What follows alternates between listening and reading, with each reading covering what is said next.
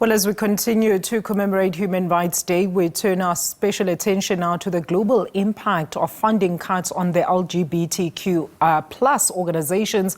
During the Trump administration, significant reductions in foreign aid have threatened the survival of many such organizations supporting LGBTQ plus rights, particularly in countries where these communities face severe discrimination as well as violence. And with these funding cuts set to stop vital support, let's now examine the challenges that the LGBTQ plus groups are now facing and how the actual loss of resources may further impact their ability to protect and to advocate for the marginalized individuals. So what does this then mean for the future of LGBTQ plus rights, and how can local organizations then also continue their work in a changing global landscape? Well, to help us answer these questions, let's welcome Thiruna Naidoo, Project Officer at Outright International. Thiruna, it's good to have you with us. Thank you so much for your time. Firstly, how have you as Outright actually responded to the cutting of this crucial aid by the incoming Trump administration?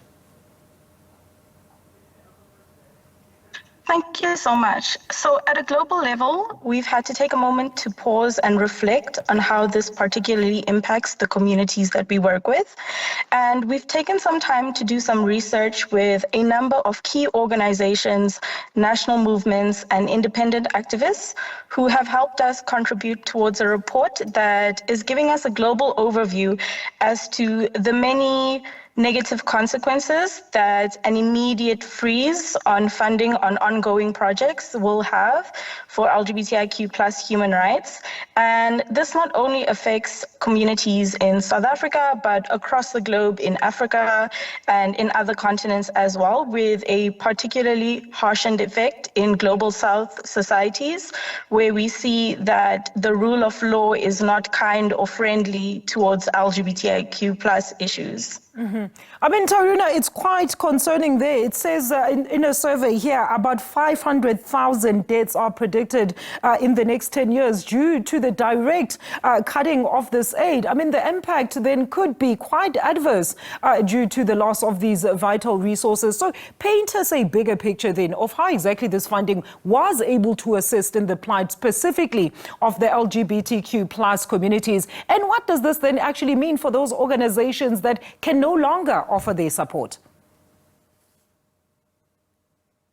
Well, I think to give our audience an understanding, it's important to know that there were a number of different streams of funding that were sourced through the US government.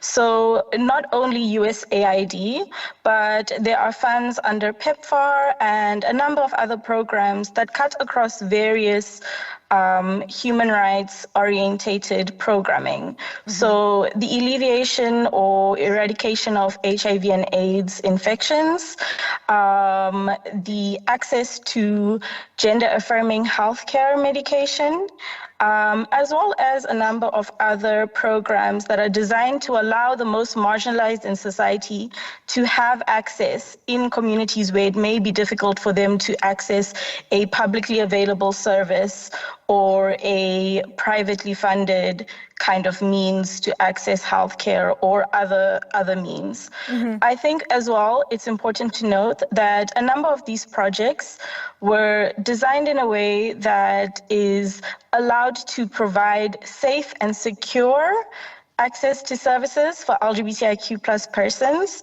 to give them the type of psychosocial support as well as other forms of assistance that are designed to mitigate the impacts of different issues that plague the community, such as the impact of criminalizing legislation. In many African states, we see that.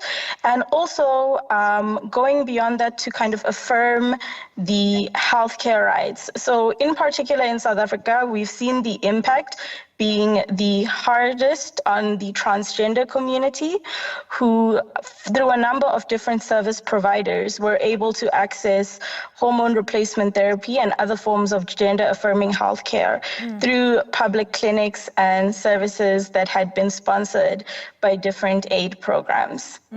Quite concerning, in fact. I mean, we understand that already 90% of those projects, Thiruna, had to actually be halted at the start of the year when the Trump administration actually announced the halting of aid. So as a country then that prides itself on and also recognizes and also provides for the rights of the marginalized, what does this mean then for the future of the LGBTQ plus rights? And what do you think should be the next point of action for South Africa so as not to lose on the current gains that have been made since the dawn of democracy in ensuring equal rights as well as dignity for all? Well, I think it's important to note that civil society has been carrying a large share of the burden on its own. And in understanding the far-reaching impact and consequences of this freeze, we need to do a reassessment as to the role that civil society is currently playing in South Africa, because as we know, we have an extensive legal framework, but it is vastly under-resourced. And that's why we have so many organizations that have had to step up and provide some of these services in a secure manner towards the community. And I think that moving forward, we would like to see better partnership between other stakeholders in society, led by the state in providing an intervention, but also from philanthropic trusts, from religious institutions, and from all the key role players who are a part of making our democracy function. I mean, we understand that there had already been plans to shift programs that were already reliant on donors to government funding over the next 5 years. So talk to us about these discussions, Thiruna. At which stage are you in trying to now foster new relationships as well as, of course, collaborations to ensure that you continue providing this necessary aid to those in need? Well, I think what's amazing to see is that South Africa is one of the countries that was very quick to establish a working coalition called Change, which is under the umbrella of a global coalition, which is facilitated by the International AIDS Society.